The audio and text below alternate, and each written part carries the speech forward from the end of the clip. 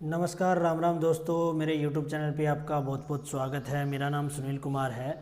500 महत्वपूर्ण प्रश्न की ये क्लास नंबर 4 मैं आपके लिए लेकर के आया हूँ। तो चलिए दोस्तों, 500 महत्वपूर्ण प्रश्न जो MCQs कंप्यूटर की प्रश्न उत्तरी में हम कर रहे हैं, उसमें इस वीडियो में हम 30 क्वेश्चन कंप्लीट करेंगे दोस्तों। तो चलिए वीडियो को शुरू करते हैं और फर्स्ट क्वेश्चन की तरफ चलते हैं। पहले क्वेश्चन में क्या पूछा गया है? उचित रूप से व्यवस्थित आंकड़ों को कहा जाता है। Properly arranged data is called. उसको फील्ड कहते हैं, शब्द कहते हैं, सूचना कहते हैं या फिर फाइल कहते हैं। तो चलिए दोस्तों, आंकड़ों को हम इंग्लिश में क्या कहते हैं? डेटा कहते हैं, जिस प्रकार यहाँ पे दिया हुआ है डेटा। और ये डेटा क्या होता है? अनप्रोसेस्ड फॉर्म होती है किसी भी प्रकार के आंकड़ों की। और अगर इनको प्रोसेस करके एक प्रॉपर वे में एक व्यवस्थित तरीके से अरेंज कर दिया जाए तो वो क्या बन जाता है? वो कंप्यूटर के द्वारा एक सूचना के रूप में, एक इन्फॉर्मेशन के रूप में डेटा को कन्वर्ट कर दिया जाता है, जो कि ह्यूमन अंडरस्टैंडेबल हो जाता है, जिसका कुछ मतलब बन जाता है। तो इसलिए हमारे इस क्वेश्चन का आंसर क्या हो जाएगा दोस्तों? ऑप्शन नंबर सी हो जाएगा। चलिए नेक्स्ट क्वेश्चन की तरफ बढ़ते हैं दोस्तों। नेक्स्ट क्वेश्चन में क्या दिया हुआ है? एक कंप्यूटर में होते हैं, एक कंप्यूटर कंसिस्ट ऑफ, यानी कि एक कंप्यूटर के अंदर क्या क्या चीज़ें होती है। एक केंद्रीय प्रसंस्करण इकाई होती है, यानी कि ए सेंट्रल प्रोसेसिंग यूनिट। एक मेमोरी होती है, ए मेमोरी। इनपुट और आउटपुट यूनिट होती है, या फिर उपरोक्त सभी होते हैं। अगर एक माइक्रो कंप्यूटर या पर्सनल या डेस्कटॉप कंप्यूटर की बात की जाए, जो आम कंप्यूटर हम यूज़ करते हैं हमारे घर में, ऑफिस में या फिर स्कूल में या कॉलेज के अंदर, एक डेस्कटॉप पीसी जो पर्सनल कंप्यूटर होता है, उसका एक अपना सीपीयू होता है दोस्तों, एक अपनी मेमोरी होती है और इनपुट और आउटपुट यूनिट डिवाइस भी होते हैं। तो इस क्वेश्चन का एक कंप्यूटर के अंदर क्या क्या चीज़ें होती हैं, तो ये तीनों चीज़ें होती हैं दोस्तों। ऑप्शन नंबर डी हमारा करेक्ट आंसर हो जाएगा, ऑल ऑफ दी अबो, यानी कि उपरोक्त सभी चीज़ें एक कंप्यूटर के अंदर होती है या एक कंप्यूटर रखता है। चलिए दोस्तों नेक्स्ट क्वेश्चन की तरफ चलते हैं। नेक्स्ट क्वेश्चन के अंदर क्या दिया हुआ है? निम्नलिखित में से किसका उपयोग प्राथमिक भंडारण उपकरण के रूप में किया जाता है? Which of the following is used as a primary storage device? चुंबकीय ड्रम, हार्ड डिस्क, फ्लॉपी, उपरोक्त सभी, ऑल ऑफ दी अबो। अगर इन चारों ऑप्शन के हिसाब किताब से देखा जाए तो हार्ड डिस्क और फ्लॉपी डिस्क ये दोनों सेकेंडरी स्टोरेज डिवाइस होते हैं, सहायक मेमोरी होती है, प्राथमिक मतलब प्राइमरी स्टोरेज डिवाइस नहीं होती है दोस्तों। और जो मैग्नेटिक ड्रम है, चुंबकीय ड्रम है, ये एक प्राइमरी स्टोरेज डिवाइस होती है दोस्तों, प्राथमिक भंडारण उपकरण होता है। इसलिए ऑप्शन नंबर ए हमारा करेक्ट आंसर हो जाएगा इस क्वेश्चन का। और अगर देखा जाए चुंबकीय ड्रम स्टार्टिंग में जो फर्स्ट जनरेशन के कंप्यूटर आए थे, उनमें भी प्राइमरी स्टोरेज डिवाइस के रूप में, भंडारण के रूप में चुंबकीय ड्रम को सबसे पहले इस्तेमाल किया गया था। तो ऑप्शन नंबर ए हमारे तीसरे क्वेश्चन का करेक्ट आंसर हो जाएगा दोस्तों। नेक्स्ट क्वेश्चन की तरफ चलते हैं। नेक्स्ट क्वेश्चन में क्या पूछा गया है? मल्टी यूजर सिस्टम ने छोटे व्यवसाय के लिए लागत बचत प्रदान की, क्योंकि वे कई खालिस्तान को जोड़ने के लिए एकल प्रसंस्करण इकाई का उपयोग करते हैं।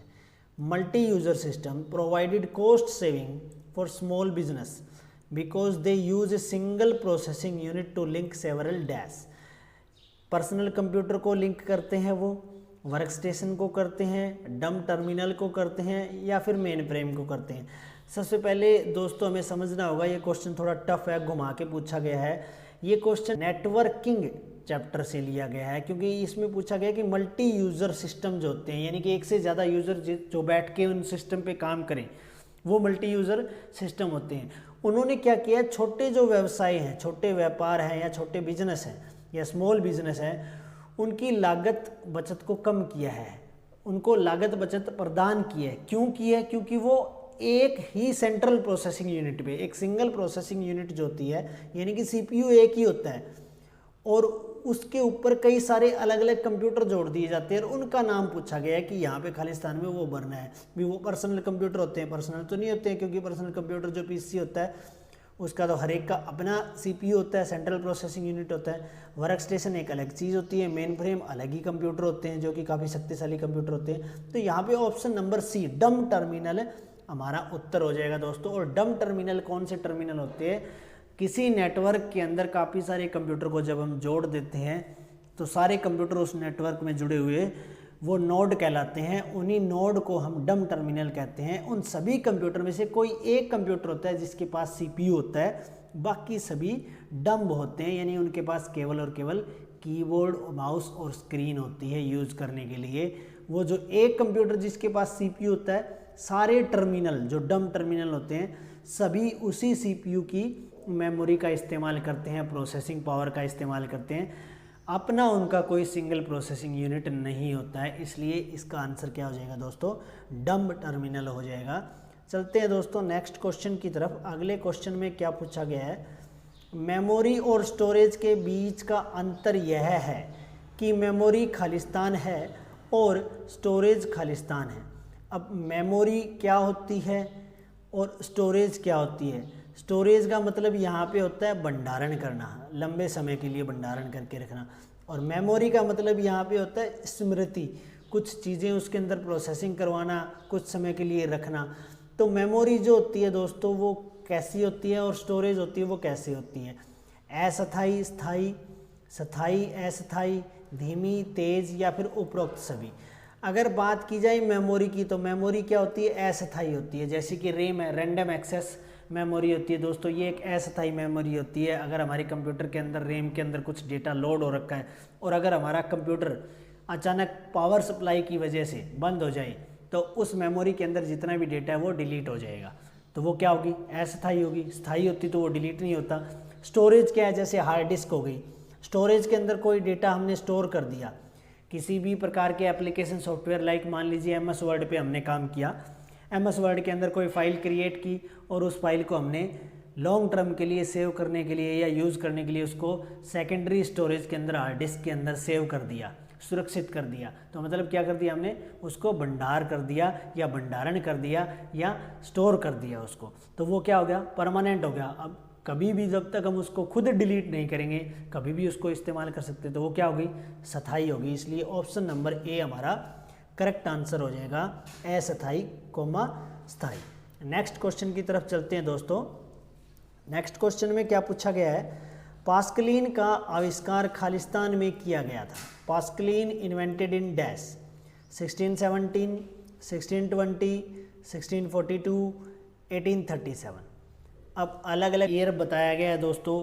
ईयर के हिसाब से हमें बताना है कि पास्कलीन है जो एक मशीन थी उसको कब इन्वेंट किया गया था। तो 1617 पे आ जाइए दोस्तों। 1617 में तो नेपियर बोन्स नाम की एक मशीन थी जिसको जॉन नेपियर ने बनाया था, तो वो इन्वेंट की गई थी। तो ऑप्शन नंबर ए तो कट हो जाएगा। 1620 में कोई मशीन बनी नहीं थी। 1642 में पास्कलीन को इन्वेंट किया गया था दोस्तों। और 1642 में पास्कलीन को किसने बनाया था? फ्रांस के एक मैथमेटिशियन थे ब्लेज पास्कल जी, उन्होंने ही पास्कलीन को इन्वेंट किया था दोस्तों। और 1837 के लगभग एनालिटिकल इंजन को इन्वेंट किया गया था जो कि कंप्यूटर के पितामह कहा जाता है, जिनको चार्ल्स बेबेज उन्होंने इन्वेंट किया था। तो हमारे इस क्वेश्चन का करेक्ट आंसर क्या हो जाएगा? 1642। Option number C is the correct answer. Next question की तरफ बढ़ते हैं दोस्तों। नेक्स्ट क्वेश्चन में क्या पूछा गया है? निम्नलिखित में से कौन सा पहला कंप्यूटर है जिसने स्टोर्ड प्रोग्राम कॉन्सेप्ट का उपयोग किया?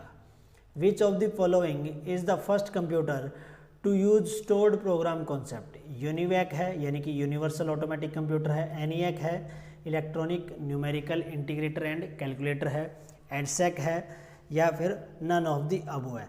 एडसेक हो गया electronic delay storage automatic calculator. तो यानी कि सबसे पहले स्टोर्ड प्रोग्राम का कंसेप्ट किस कंप्यूटर के अंदर रखा गया? तो जैसा कि इसकी फुल फॉर्म बता रही है दोस्तों, electronic delay storage automatic calculator. तो यानी कि इसके अंदर स्टोर्ड प्रोग्राम का कंसेप्ट लाया गया। तो ऑप्शन नंबर सी हमारा करेक्ट आंसर हो जाएगा, एडसेक। यूनिवैक को और एनिएक को किसने बनाया था दोस्तों? यूनिवैक और एनिएक को जेपी हैकर्ट एंड जॉन मोचली ने बनाया था।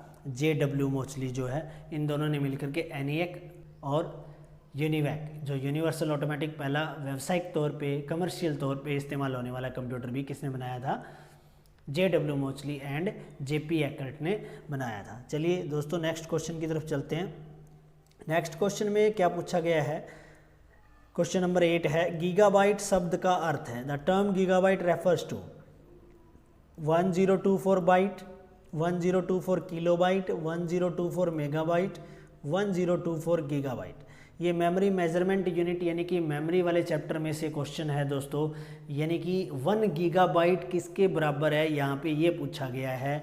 तो गीगाबाइट जो टर्म है वो किससे बड़ी होती है दोस्तों, वो मेगाबाइट से बड़ी होती है, यानी कि मेगाबाइट के बाद में किसकी बारी आती है, जीबी यानी कि गीगाबाइट। गीगाबाइट के बाद में टेराबाइट की बारी आती है, जीबी के बाद में टीबी की बारी आती है। तो यानी कि 1 गीगाबाइट कब बनता है, जब हम 1024 MB को मिला दें, मेगाबाइट को मिला दें। तो ऑप्शन नंबर सी हमारा करेक्ट आंसर हो जाएगा दोस्तों। नेक्स्ट क्वेश्चन की तरफ चलते हैं। नेक्स्ट क्वेश्चन में क्या पूछा गया है, यूके का प्रमुख कंप्यूटिंग कार्यक्रम किस वर्ष शुरू हुआ था। In which year was UK's premier computing event. एक कंप्यूटिंग इवेंट यूके ने स्टार्ट किया था, वो किस ईयर में, किस वर्ष में स्टार्ट किया था, ये पूछा गया है यहाँ पे। 1980 में, 85 में, 86 में, 87 में। तो दोस्तों ये सीधा सा आंसर है, इसको तो याद रखना पड़ेगा, इसके पीछे कोई ट्रिक भी नहीं लग सकती, या फिर कोई हम अलग तरीके से इसको याद भी नहीं रख सकते, क्योंकि जो ईयर होते हैं, सन होते हैं, या इन्वेंशन होती है, या किसी पुरुष या इन्वेंटर का नाम होता है, उनको तो हमें याद ही रखना पड़ता है। तो जो यूके का प्रमुख कंप्यूटिंग कार्यक्रम है वो 1980 में शुरू किया गया था दोस्तों। ए ऑप्शन हमारा करेक्ट ऑप्शन हो जाएगा। नेक्स्ट क्वेश्चन की तरफ बढ़ते हैं। नेक्स्ट क्वेश्चन में क्या पूछा गया है, मशीनी भाषा है, मशीन लैंग्वेज इज, मशीन पर निर्भर, बिल्कुल सही बात है, मशीन पर निर्भर तो है ही, मशीन डिपेंडेंट। प्रोग्राम करने में मुश्किल, बिल्कुल सही बात है, क्योंकि मशीनी भाषा जो है, मशीन लैंग्वेज केवल मशीन को ज़्यादा समझ में आती है, इंसान को समझ में नहीं आती है। अगर इंसान उसके प्रोग्राम लिखेगा तो उसको प्रोग्राम लिखने में या प्रोग्रामिंग करने में मुश्किल तो होएगी। तो ऑप्शन ए और बी मशीनी भाषा के बारे में दोनों करेक्ट है अभी तक। त्रुटिपूर्ण यानी कि एरर पूर्ण, ये भी बिल्कुल सही ऑप्शन है। एरर पूर्ण या फिर त्रुटिपूर्ण का मतलब ये है कि गलती होने के आसार ज़्यादा रहते हैं। मान लीजिए कोई लैंग्वेज हमें समझ में नहीं आएगी, बोलने में या लिखने में मुश्किल है, अगर हम उसके लैंग्वेज के अंदर बोलने की कोशिश करेंगे या कुछ लिखने की कोशिश करेंगे तो जाहिर सी बात है गलतियां होने के ज़्यादा चांस बढ़ेंगे। तो ऑप्शन नंबर ए, बी, सी तीनों ऑप्शन मशीन भाषा के बारे में करेक्ट फिट बैठ रहे हैं दोस्तों। तो लास्ट ऑप्शन क्या दिया हुआ है, उपरोक्त सभी। तो इसलिए हमारा करेक्ट आंसर क्या हो जाएगा, उपरोक्त सभी, ऑप्शन नंबर डी करेक्ट हो जाएगा। नेक्स्ट क्वेश्चन की तरफ चलते हैं दोस्तों। नेक्स्ट क्वेश्चन में क्या पूछा गया है, एक बाइट में होते हैं, a byte consist of 1 bit, 4 bit, 8 bit या 16 bit. 1 byte is equal to, memory measurement unit से ये दूसरा क्वेश्चन है दोस्तों। 1 बाइट के अंदर टोटल 8 बिट होते हैं। अगर 16 बिट की बात करें तो 16 बिट में क्या हो जाएंगे, 2 बाइट हो जाएंगे दोस्तों। 1 बाइट की यहाँ बात की जा रही है, ऑप्शन नंबर सी हमारा करेक्ट आंसर हो जाएगा। 8 बिट किसके बराबर होता है, 1 बाइट के बराबर होता है। और अगर 4 बिट की बात करें तो ये हाफ यानी कि आधा बाइट हो जाएगा। और 1 बिट की बात करें तो केवल 0 और 1 दो स्टेट होते हैं। नेक्स्ट क्वेश्चन की तरफ चलते हैं दोस्तों। नेक्स्ट क्वेश्चन में क्या पूछा गया है, विशिष्ट कार्यों को करने के लिए डिज़ाइन किए गए प्रोग्राम को खालिस्तान रूप में जाना जाता है। Program design to perform specific task is known as dash. अब जो प्रोग्राम होते हैं इनका जो समूह होता है उनको क्या कहा जाता है, सॉफ्टवेयर कहा जाता है। और नीचे जो ऑप्शन दे रखे हैं वो सॉफ्टवेयर में ही दे रखे हैं, भी उसको सिस्टम सॉफ्टवेयर कहा जाता है, एप्लीकेशन सॉफ्टवेयर, उपयोगिता यानी यूटिलिटी प्रोग्राम कहा जाता है, या फिर ऑपरेटिंग सिस्टम कहा जाता है। अब ऑपरेटिंग सिस्टम एक सिस्टम सॉफ्टवेयर है, सिस्टम सॉफ्टवेयर की कैटेगरी के अंदर सारे ही सिस्टम सॉफ्टवेयर आ जाते हैं।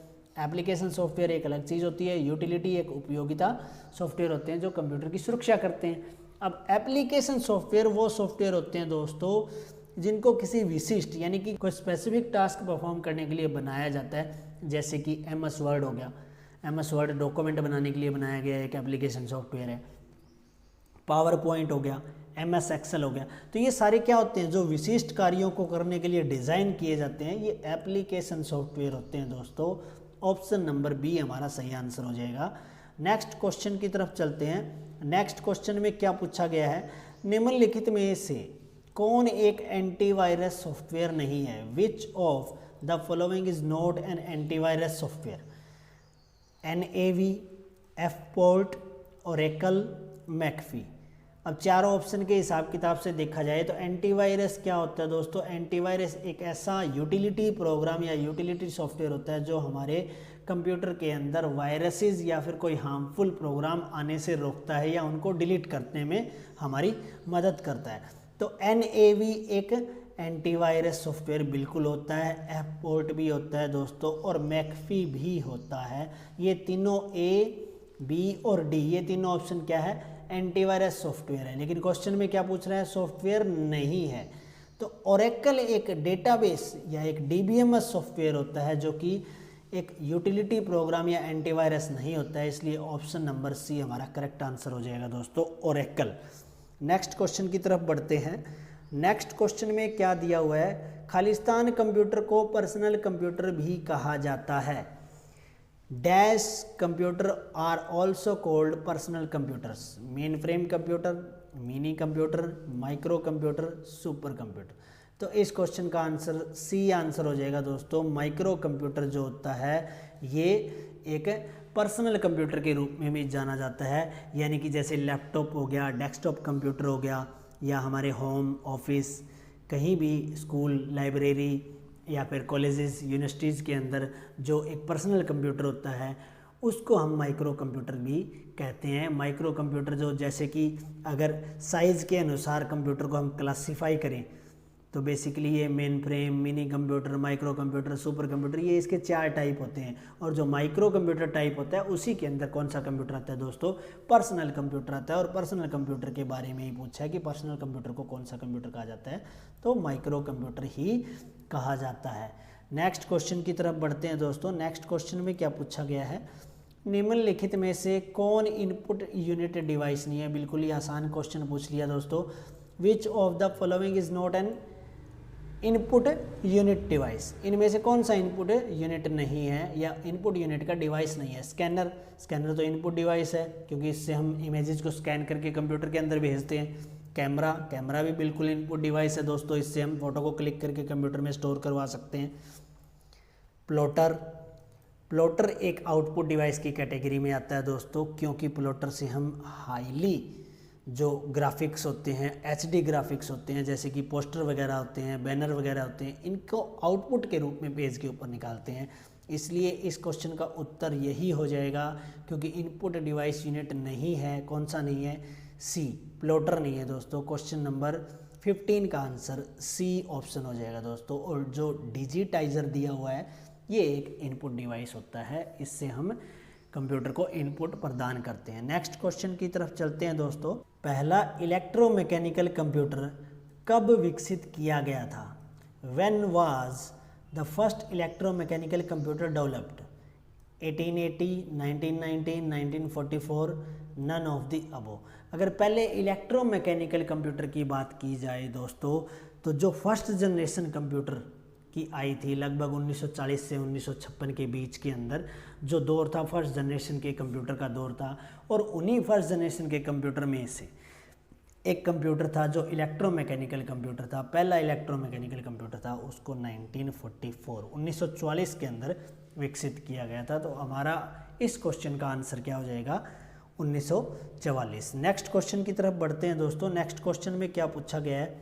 सबसे बड़ी स्मृति स्थान कौन सा है? Which one is the largest space? Kilobyte, petabyte, terabyte या फिर गीगाबाइट? यानी कि सबसे बड़ी स्मृति यानी कि सबसे बड़ी मेमोरी स्पेस या लार्जेस्ट स्पेस, इनमें से जो ऑप्शन के अंदर 4 ऑप्शन दिए हुए हैं, कौन सा सबसे बड़ा है? तो इन 4 ऑप्शन के हिसाब से सबसे छोटा देखा जाए तो किलोबाइट है दोस्तों। किलोबाइट के बाद में अगर बात की जाए तो मेगाबाइट आता है, लेकिन ऑप्शन में मेगाबाइट है नहीं। तो मेगाबाइट के बाद में बारी आती है गीगाबाइट की, और गीगाबाइट के बाद में बारी आती है टेराबाइट की, और टेराबाइट के बाद में बारी आती है पेटाबाइट की। तो इनमें से सबसे बड़ा कौन सा हो गया? मेमोरी स्पेस सबसे लार्जेस्ट पेटाबाइट हो गया। Option number B is the correct answer. Next question की तरफ बढ़ते हैं दोस्तों। नेक्स्ट क्वेश्चन में क्या दिया हुआ है? बायोस का संक्षिप्त रूप है। The BIOS is the abbreviation of, यानी कि बायोस की फुल फॉर्म क्या है? अब सबसे पहले हमें ये पता होना चाहिए बायोस होता क्या है दोस्तों। बायोस एक ऐसा सॉफ्टवेयर या फिर ऐसे प्रोग्राम्स होते हैं जो कि रोम के अंदर, जो रीड ओनली मेमोरी होती है कंप्यूटर के अंदर, प्राइमरी मेमोरी होती है, उसके अंदर परमानेंटली फिक्स किए हुए होते हैं। वहाँ पे एक फर्मवेयर भी फिट होता है दोस्तों। तो फर्मवेयर और बायोस जो होते हैं ये एक ऐसे प्रोग्राम होते हैं जो कंप्यूटर को स्टार्ट होने में मदद करते हैं, बूटिंग होने में मदद करते हैं, जो कि कंप्यूटर को स्टार्ट करते हैं। और जब हम कंप्यूटर के अंदर ऑपरेटिंग सिस्टम इंस्टॉल करते हैं तब भी बायोस हमारी हेल्प करते हैं। तो इसकी फुल फॉर्म क्या होती है? Basic input output system. Option number A ही इसका करेक्ट आंसर हो जाएगा। बाकी तो जो best input output system, basic input output symbol, base input output system, ये तीनों के तीनों ऑप्शन क्या है? गलत है दोस्तों। ऑप्शन नंबर ए हमारा करेक्ट आंसर हो जाएगा इस क्वेश्चन का। नेक्स्ट क्वेश्चन की तरफ बढ़ते हैं। नेक्स्ट क्वेश्चन में क्या दिया हुआ है? डेस्कटॉप प्रकाशन के लिए आमतौर पर किस प्रिंटर का उपयोग किया जाता है? डेस्कटॉप प्रकाशन का मतलब होता है डेस्कटॉप पब्लिशिंग। ये कुछ सॉफ्टवेयर्स होते हैं जैसे कि फोटोशॉप हो गया, पेज मेकर हो गया, पेंट हो गया, इस प्रकार के ये सॉफ्टवेयर हो गए, वो डेस्कटॉप पब्लिशिंग के अंदर आते हैं। विच printer is very commonly used for desktop publishing, यानी कि डेस्कटॉप पब्लिशिंग सॉफ्टवेयर के अंदर जब हम काम करते हैं और उस वर्क को अगर हम प्रिंट निकालना चाहते हैं किसी पेज के ऊपर, तो किस प्रकार के प्रिंटर का आमतौर पर इस्तेमाल किया जाता है? तो उसमें लेज़र प्रिंटर का आमतौर पर इस्तेमाल किया जाता है दोस्तों। ऑप्शन नंबर ए हमारा करेक्ट आंसर हो जाएगा। नेक्स्ट क्वेश्चन की तरफ बढ़ते हैं दोस्तों। नेक्स्ट क्वेश्चन में क्या दिया हुआ है? IBM 1401 है। IBM 1401 is first generation computer है दोस्तों, सेकंड जनरेशन है, थर्ड जनरेशन है या फोर्थ जनरेशन कंप्यूटर है? तो IBM 1401 की बात की जाए तो दोस्तों IBM 1401 को दूसरी पीढ़ी के कंप्यूटर के अंदर गिना जाता है। ऑप्शन नंबर बी हमारा करेक्ट आंसर हो जाएगा। IBM 1401 सेकंड जनरेशन कंप्यूटर है। नेक्स्ट क्वेश्चन की तरफ बढ़ते हैं दोस्तों। नेक्स्ट क्वेश्चन में क्या दिया हुआ है? DMA का क्या मतलब है? What does DMA stands for, यानी कि DMA की फुल फॉर्म बतानी है। Distinct memory access, direct memory access, direct module access, direct memory allocation. तो दोस्तों ऑप्शन नंबर बी हमारा इसका करेक्ट आंसर हो जाएगा, डायरेक्ट मेमोरी एक्सेस, यानी कि ये फुल फॉर्म है। और जो जितनी भी ये फुल फॉर्म होती है दोस्तों, इनकी कोई ट्रिक नहीं होती, ये तो हमें याद ही करनी पड़ेगी। तो DMA की फुल फॉर्म क्या है? Direct memory access. चलिए नेक्स्ट क्वेश्चन की तरफ चलते हैं। नेक्स्ट क्वेश्चन में क्या पूछा गया है दोस्तों? इंटीग्रेटेड सर्किट का आविष्कार किसने किया? Who invented integrated circuits? Jack Kilby ने, रॉबर्ट नॉइस ने, उपरोक्त दोनों या उपरोक्त में से कोई नहीं? अगर बात की जाए ICs की, इंटीग्रेटेड सर्किट की दोस्तों, ये थर्ड जनरेशन के कंप्यूटर में इस्तेमाल की गई थी। ये सिलिकॉन से बनती है, सिलिकॉन की बनी हुई एक चिप थी ये, जिसको थर्ड जनरेशन के कंप्यूटर में इस्तेमाल किया था। और 1958 के अंदर जैक किल्बी और रॉबर्ट नॉइस दोनों ने मिलकर के इसको इन्वेंट किया था, आविष्कार किया था या बनाया था। तो option number C, both of above, ये हमारा करेक्ट आंसर हो जाएगा। जैक किल्बी और रॉबर्ट नॉइस दोनों ने 1958 में इंटीग्रेटेड सर्किट का आविष्कार किया था। नेक्स्ट क्वेश्चन की तरफ बढ़ते हैं दोस्तों। नेक्स्ट क्वेश्चन में पूछा गया है ऑपरेटिंग सिस्टम, एडिटर्स और डिबगर्स, ये सारे क्या है? ऑपरेटिंग सिस्टम एक सिस्टम सॉफ्टवेयर है, एडिटर्स भी एक सिस्टम सॉफ्टवेयर है, डिबगर्स भी एक सिस्टम सॉफ्टवेयर है, खालिस्तान के अंतर्गत आते हैं। Operating system, editors and debuggers comes under dash. System software है, एप्लीकेशन सॉफ्टवेयर है, उपयोगिताएं हैं यानी यूटिलिटी सॉफ्टवेयर है, उपरोक्त में से कोई नहीं है। तो दोस्तों ऑप्शन में यही चीज़ें दे रखी हैं, हमने पहले ही डिस्कस कर लिया कि ये तीनों क्या है? सिस्टम सॉफ्टवेयर है। तो ऑप्शन नंबर ए हमारा करेक्ट आंसर हो जाएगा। ऑपरेटिंग सिस्टम, एडिटर्स, डिबगर्स तीनों क्या है? सिस्टम सॉफ्टवेयर है दोस्तों। नेक्स्ट क्वेश्चन की तरफ बढ़ते हैं। सबसे बड़ा कंप्यूटर कौन सा है? Which is the largest computer? Main frame computer, mini computer, micro computer, super computer? अगर चारों ऑप्शन के हिसाब किताब से अगर देखा जाए दोस्तों, तो साइज़ के अनुसार अगर कंप्यूटर का वर्गीकरण हम करते हैं या क्लासीफाई करते हैं तो ये 4 प्रकार के होते हैं, main frame, mini computer, micro computer और सुपर कंप्यूटर। और इन चारों कंप्यूटर में से सुपर कंप्यूटर सबसे बड़ा कंप्यूटर होता है, जो कि साइज़ के अंदर या आकार के अंदर लार्जेस्ट कंप्यूटर कहलाता है। नेक्स्ट क्वेश्चन की तरफ चलते हैं दोस्तों। अगले क्वेश्चन में क्या पूछा है? पर्सनल कंप्यूटर किसके द्वारा शुरू किया गया था? The personal computer was started by IBM, Apple, compact, HCL। यानी कि जो PCs थे, डेस्कटॉप कंप्यूटर थे, पर्सनल कंप्यूटर जिनको कहा गया था, तो वो सबसे पहले किस कंपनी ने शुरू किए थे दोस्तों? IBM कंपनी ने किए थे, एप्पल ने किए थे, कॉम्पैक ने किए थे, या फिर HCL कंपनी ने किए थे। तो सबसे पहला जो ऑप्शन है IBM, ये करेक्ट ऑप्शन हो जाएगा दोस्तों, क्योंकि IBM कंपनी पर्सनल कंप्यूटर की जन्मदाता कहलाती है, जिसने पर्सनल कंप्यूटर को सबसे पहले दुनिया में शुरू किया था। ऑप्शन नंबर ए हमारा करेक्ट आंसर हो जाएगा। नेक्स्ट क्वेश्चन की तरफ चलते हैं दोस्तों। नेक्स्ट क्वेश्चन में क्या है? स्टोर्ड प्रोग्राम कॉन्सेप्ट का सुझाव किसने दिया? Who suggested stored program concept? John Mauchly, JP Eckert, John Neumann, Joseph Jacquard. यानी कि 4 अलग अलग ऑप्शन दिए गए हैं दोस्तों। थोड़ी देर पहले एक क्वेश्चन भी आया था जिसमें पूछा गया था कि सबसे पहला स्टोर्ड प्रोग्राम कॉन्सेप्ट वाला कंप्यूटर कौन सा था, जिसका आंसर हमने एडसेक किया था। उसी स्टोर्ड प्रोग्राम के कंसेप्ट का सुझाव किसने दिया था? तो इस क्वेश्चन का आंसर हो जाएगा दोस्तों जॉन न्यूमैन।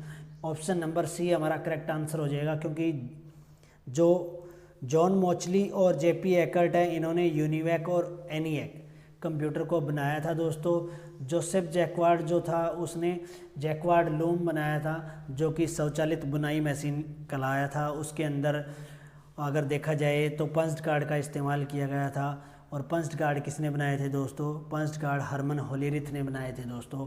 तो यहाँ पे जो स्टोर्ड प्रोग्राम कॉन्सेप्ट का क्वेश्चन पूछा गया है, ये स्टोर्ड प्रोग्राम का कॉन्सेप्ट का सुझाव किसने दिया था? जॉन न्यूमैन ने दिया था दोस्तों। नेक्स्ट क्वेश्चन की तरफ चलते हैं। नेक्स्ट क्वेश्चन में क्या पूछा गया है?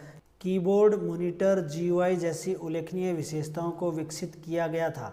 The notable features like keyboards, monitors, GUI were developed in पहली पीढ़ी में, दूसरी पीढ़ी में, तीसरी पीढ़ी में, चौथी पीढ़ी में।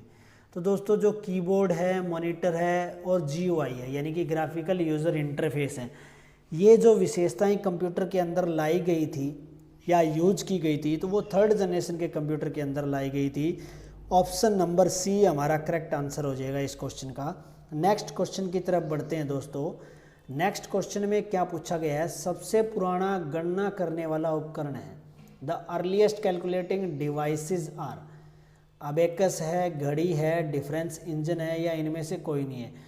तो जब हम कंप्यूटर का उद्भव या उत्पत्ति या हिस्ट्री ऑफ कंप्यूटर पढ़ते हैं दोस्तों, उसमें सबसे पुराना कैलकुलेटिंग डिवाइस या गणना करने वाला यंत्र अबेकस आता है। ए ऑप्शन हमारा करेक्ट ऑप्शन हो जाएगा। नेक्स्ट क्वेश्चन की तरफ बढ़ते हैं दोस्तों। नेक्स्ट क्वेश्चन में क्या पूछा गया है? कौन सी इकाई कंप्यूटर डेटा को मानव पठनीय रूप में परिवर्तित करती है? Which unit converts computer data into human readable form. यानी कि कंप्यूटर की ऐसी कौन सी यूनिट होती है जो डेटा को हमारे अंडरस्टैंड करने लायक बना देती है, यानी कि मानव पठनीय रूप में परिवर्तित कर देती है? क्या वो इनपुट यूनिट होती है, क्या वो आउटपुट होती है, क्या वो ALU होती है, या फिर वो कंट्रोल यूनिट होती है? तो ये दोनों तो CPU के पार्ट हो गए, तो ये तो पहले ही कट हो गए ऑप्शन, क्योंकि ये प्रोसेसिंग डिवाइस है। इनपुट यूनिट डेटा को ह्यूमन बीइंग से लेती है दोस्तों, और मानव पठनीय रूप में परिवर्तित करके ऐसी कौन सी इकाई होती है? वो इकाई होती है आउटपुट यूनिट होती है। ऑप्शन नंबर बी हमारा करेक्ट आंसर हो जाएगा दोस्तों। आउटपुट यूनिट हमें मानव पठनीय रूप में डेटा को परिवर्तित करके प्रदान करती है। नेक्स्ट क्वेश्चन की तरफ चलते हैं दोस्तों, जो कि हमारे इस सेशन का लास्ट क्वेश्चन है। काफ़ी आसान क्वेश्चन दिया हुआ है दोस्तों। ALU का फुल फॉर्म है, the full form of ALU is arithmetic logic unit, array logic unit, application logic unit, none of the above. तो ALU की जो फुल फॉर्म है वो है arithmetic logic unit. Option number A हमारा करेक्ट आंसर हो जाएगा दोस्तों। तो आज के इस सेशन में हमारे 30 क्वेश्चन कंप्लीट हो चुके हैं दोस्तों। होप सो आपको सभी क्वेश्चन अच्छे से समझ में आए होंगे, वीडियो अच्छी लगी होगी। अगर वीडियो अच्छी लगी है दोस्तों, ज़्यादा से ज़्यादा इस वीडियो को शेयर करो और मेरे यूट्यूब चैनल को सब्सक्राइब करके रखो, ताकि आगे भी ऐसी अच्छी वीडियो आपको मिलती रहे। Thanks for watching the video. मिलते हैं दोस्तों नेक्स्ट वीडियो के अंदर।